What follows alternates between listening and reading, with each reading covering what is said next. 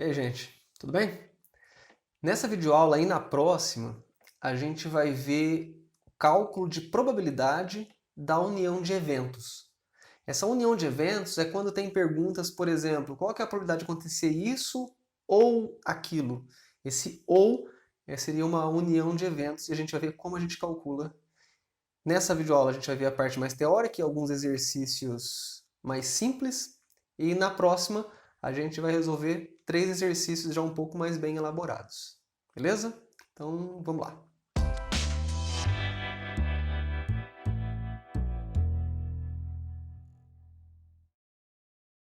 Então vamos lá, gente. Primeira coisa, vamos fazer a parte teórica, né? A gente vai desenvolver então juntos aqui uma fórmula para essa probabilidade da união e depois aplicar em 3 exercícios um pouco mais simples. Então olha só, considere 2 eventos A e B de um espaço amostral S finito e não vazio. Então tem um experimento lá com um certo espaço amostral e tem 2 eventos nele.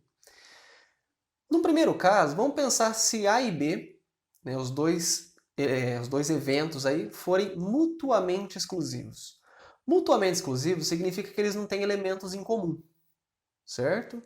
Então pense em 2 eventos que não têm elementos em comum, e aí eu ilustrei aqui, né, a partir daqueles diagramas que a gente já fez em aulas anteriores.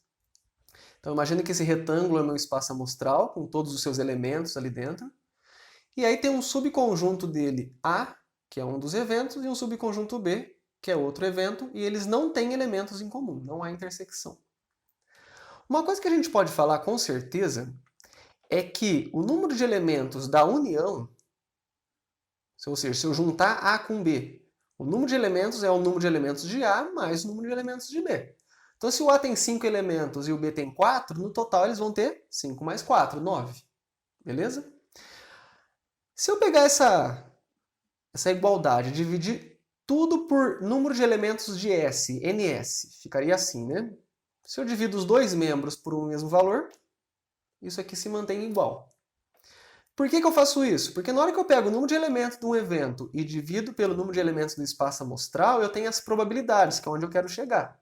Aqui fica a probabilidade da união, aqui fica a probabilidade de A e aqui fica a probabilidade de B. Ou seja, quando eu tenho a probabilidade de uma união de eventos, lembrando que união, o que eu falei já na introduçãozinha, quando tem união de eventos é quando você fala assim, a probabilidade de acontecer isso ou aquilo. Qual é a probabilidade de acontecer A ou B? Então a gente está fazendo a união, certo? Então é basicamente somar a probabilidade de A com a probabilidade de B. Isso quando eles não têm elementos em comum. Beleza? Agora, vamos pensar no caso em que eles não são mutuamente exclusivos. Ou seja, o evento A e o evento B têm alguns elementos em comum, um ou mais. Certo?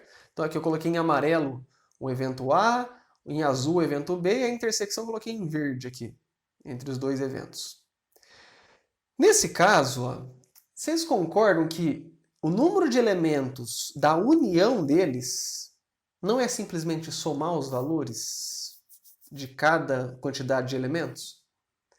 Então, por exemplo, se o A tem 5 elementos e o B tem 4, na hora que eu juntar não vai dar 9. Por quê? Porque tem elementos de A que coincidem com os elementos de B. E na hora que eu somo simplesmente 5 com 4, eu desconsidero esse elemento em comum. Eu estou somando ele 2 vezes. Certo? A gente tem, na verdade, ó, que o número de elementos da união seria o número de elementos do evento A mais o do evento B e menos o da intersecção. Por quê?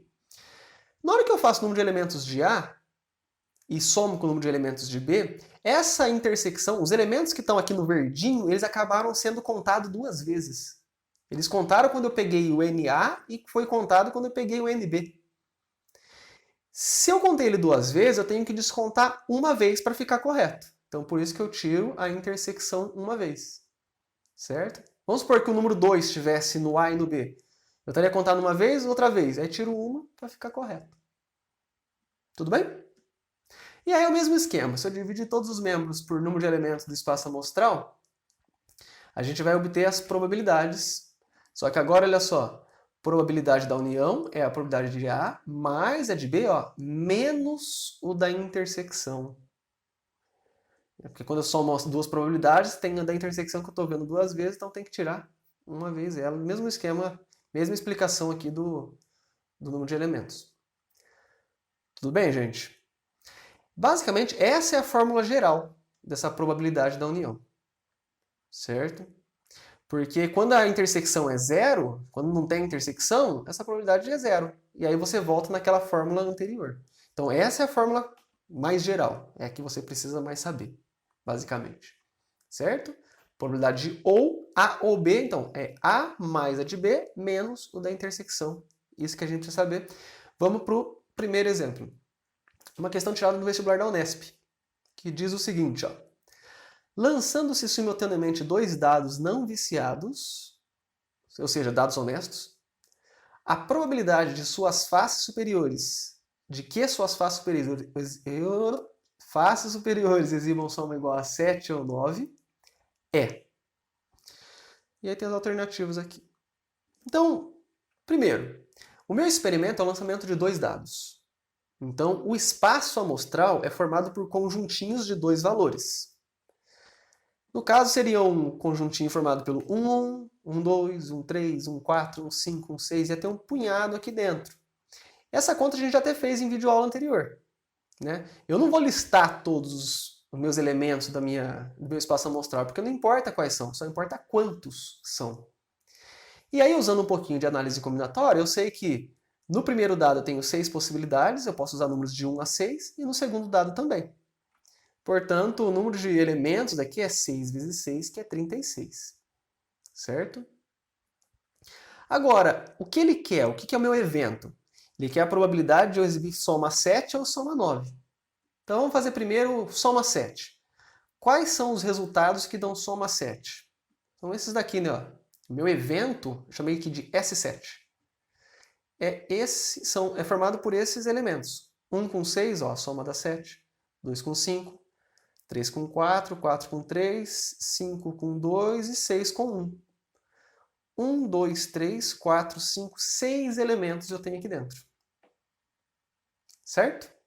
E o outro evento, tem um ou aqui, né? Essa é a palavra-chave do exercício que vai fazer a gente usar o que a gente aprendeu agora há pouco. O ou. Então eu quero que dê soma 7 ou a soma 9. E aí eu listo também. As que dão soma 9 é 3 com 6, 4, 5, 5, 4 e 6, 3. De novo, 4, 5 e 5, 4. Por que eu estou considerando duas vezes? É porque eles são diferentes. Imagina de novo que os dados são de cores diferentes. Então vamos por amarelo e branco. 4 no amarelo e 5 no branco. 5 no amarelo e 4 no branco. São coisas diferentes. Beleza? E aqui o número de elementos são 4. Agora, esses dois eventos, soma 7 e soma 9, eles não têm intersecção. Pode ver que nenhum elemento que está aqui em cima se repete aqui embaixo. Certo? Porque não tem como, né? Ou a soma é 7 ou a soma é 9. Não tem como ser as duas coisas ao mesmo tempo. Então, para eu fazer a probabilidade da união que ele quer, né, a probabilidade do ou, basta eu somar as duas probabilidades. É aquele primeiro caso que a gente viu. Não tem intersecção, então é só somar. Então a gente pode falar que a probabilidade dessa união, desse evento soma 7 com soma 9, vai ser a probabilidade desse mais a probabilidade desse. A probabilidade da soma 7, ó, é favorável sobre espaço amostral, né? Favorável sobre total, 6 sobre 36. E da soma 9 é 4 sobre 36. Quando você tem frações com o mesmo denominador, é só somar o numerador, fica 10 sobre 36. Que aí, simplificando por 2, dá 5 sobre 18. Beleza? Que é a alternativa D aqui da nossa questão. Tudo bem? Então, essa aqui é uma questãozinha legal para a gente, como primeira aplicação dessa fórmula aí da soma, né? Probabilidade de uma coisa ou outra, eu somo as probabilidades e tiro a probabilidade de intersecção se houver. Nesse caso, não tinha. O segundo exemplo fala de um dado também. Só que agora é um só. Um dado honesto comum é lançado. Calcule a probabilidade de a face voltada para cima ser um número ímpar ou um quadrado perfeito. Então tem esse ou que aparece aqui, por isso que a gente vai ter que usar a probabilidade da união. Primeira coisa, meu espaço amostral. Como é um dado só, são os números de 1 a 6. Beleza. São 6 elementos. O número de elementos, então, NS6. Um dos eventos que eu estou querendo aqui, ó, é que a face voltada para cima seja um número ímpar. Os números ímpares aqui, né, são os números 1, 3 e 5. Esse é meu evento I, que eu chamei aqui. E tem NI igual a 3.